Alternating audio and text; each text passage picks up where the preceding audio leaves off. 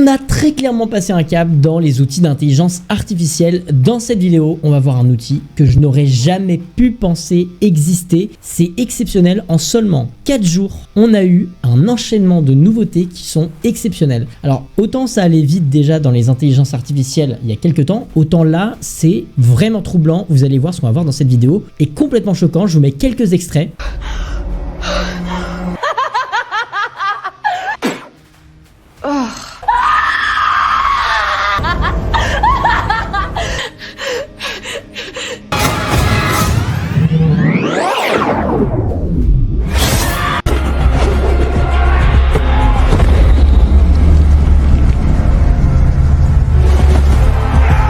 Voilà, vous avez vu, c'est troublant et pour ceux qui n'auraient pas compris, en fait concrètement ça va être la possibilité de faire du montage vidéo assisté par IA, mais c'est plus seulement comme avant des vidéos un peu stupides que vous pouvez voir sur internet au format court, mais ça va directement pouvoir être des films limite qualité Hollywood avec un budget hyper limité, ce qui fait peur pour les prochains films à venir parce que là c'est vraiment exceptionnel. Je suis tellement content de cette collaboration commerciale, merci beaucoup à Xfield de sponsoriser cette vidéo et dès maintenant je vous incite sincèrement à aller essayer l'outil gratuitement parce que vous avez 10 crédits offerts par jour. Vous pouvez donc essayer gratuitement ce qu'on va voir aujourd'hui. Vous allez voir, c'est vraiment complètement dingue. Objectivement, je pense que c'est la vidéo la plus folle de ma chaîne YouTube en termes de présentation d'outils. Je n'ai jamais vu un outil comme ça de toute ma vie et je pense que ça va faire vraiment beaucoup de bruit. Donc comme d'habitude, vous connaissez la plateforme de Xfield. Donc vous êtes ici, vous allez directement dans mon lien en bio et ici, vous avez le Cinema Studio 2.0 et là, préparez-vous à être choqué. On va commencer par les trucs les moins choquants et ensuite on va passer à la partie vidéo qui là vraiment m'a moi personnellement choqué. En tant que créateur de contenu depuis que j'ai 12 ans, parce qu'en fait depuis que j'ai 12 ans je fais des petites vidéos sur internet, ça s'est professionnalisé quand j'avais 16 ans, je n'ai jamais vu un truc pareil. C'est dingue, complètement dingue. Donc vous allez voir. Donc là ce qu'on va faire dans un premier temps, c'est qu'on va créer des images. Ça c'est un truc qui est pas choquant parce qu'en fait on va juste créer des images un petit peu comme Nano Banana. Vous allez voir ce qui est choquant arrive crescendo. Ça va arriver petit à petit dans la vidéo et on va très vite passer des steps. Alors on commence sans plus tarder, on va créer une image. Donc déjà on va sélectionner le format. Moi je vais sélectionner le format cinématique classique, donc du 16:9. Allez, vous savez quoi, aujourd'hui on va se faire plaisir, on va prendre du 21/9 et on va faire du 4K. Et ici au niveau de la grille on va rester sur du 4x4. Ici vous avez un outil arrobase qui va vous permettre tout simplement d'ajouter un caractère. Alors quand je vous dis ajouter un caractère, l'objectif ça va être d'ajouter différents points de vue, par exemple de vous-même, ok?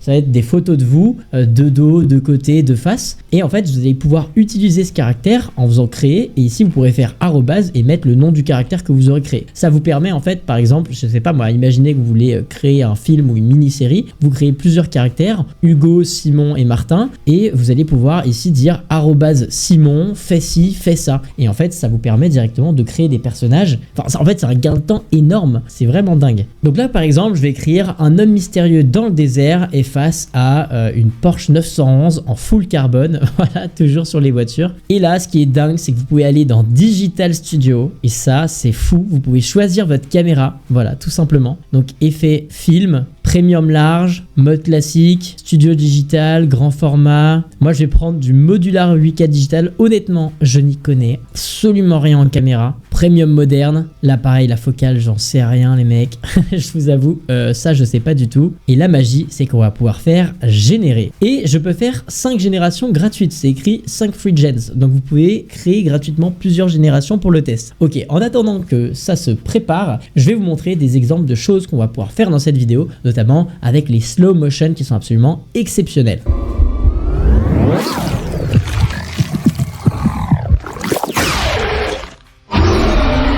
Et donc comme vous pouvez le voir, ici on a directement une grille avec 9 propositions, même plus, beaucoup plus en fait de propositions qui sont hyper sympas. Celle avec l'eau est vraiment hyper bien réalisée. Alors ce qu'on va faire c'est que, donc là j'en ai réalisé d'autres pour le test. Ce qu'on va faire en fait ici avec cette photo qui est absolument exceptionnelle, c'est déjà on peut l'upscale si on veut, on peut l'améliorer. On peut aussi choisir un autre angle, c'est-à-dire je clique ici sur angle et ici si je vais là par exemple que je sélectionne l'angle de droite et que je fais générer, ça va me générer un angle complètement différents que j'ai sélectionnés de la voiture. Ensuite, si je clique ici sur créer une scène 3D, vous allez voir que ça va directement me sélectionner une scène en 3D. On regarde ça tout de suite. Et voilà, j'ai même pas eu le temps de lancer une attaque sur Clash of Clans que c'est déjà prêt. Et donc là, quand je clique sur la scène 3D, ça va charger petit à petit. Et comme vous pouvez le constater, ici, on est directement en 3D sur une scène. Vous pouvez changer le zoom et en fait, ça va. Donc là, effectivement, on se rapproche plus d'un studio 3D parce que la qualité est moins bonne. Mais regardez, quand je vais faire capturer la photo, ça va prendre la photo et évidemment la mettre dans une très bonne qualité. Ici, vous voyez, c'est un autre angle de photo qu'on a prise et on voit bien ici le full carbone, c'est assez dingue. Ici, on a le panel avec les différentes photos qui a chargé. Vous voyez, là, on a plein de photos différentes. C'est trop stylé. Là, on a encore, voilà, des multi-shoots qui ont été pris. Alors là, ça fait un peu plus GTA parce que je vais pas filer de vrai visage. Pour rappel, ça, vous pouvez le faire en cliquant ici sur multi-shot ou directement ici et multi-shot là. Vous pouvez évidemment changer le style d'habit, améliorer la qualité